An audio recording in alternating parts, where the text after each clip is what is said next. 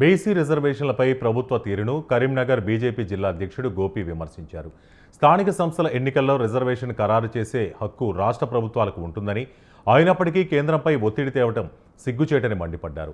రిజర్వేషన్ల విషయంలో బీజేపీని బద్నాం చేస్తున్నారని ఆయన మండిపడ్డారు. కాంగ్రెస్కు బీసీలపై ప్రేమే ఉంటే బీసీ విద్యార్థులకు రావాల్సిన 8,000 కోట్ల ఫీజు రియంబర్స్మెంట్ విడుదల చేయాలని ఆయన డిమాండ్ చేశారు. జంతర్ మంతర్లో కాంగ్రెస్ పార్టీ ఒక నిరసన కార్యక్రమం చేసింది. 42% బీసీ రిజర్వేషన్ల కోసం మేము కేంద్ర ప్రభుత్వాన్ని అనుమతి కోరుతున్నాం, మరి వాళ్ళు ఇచ్చే పరిస్థితిలో లేరు అని భారతీయ జనతా పార్టీని బదనాం చేసే ప్రక్రియ నడుస్తుంది. మరి ఈరోజు మనం చూసినట్టయితే కామారెడ్డి డిక్లరేషన్లో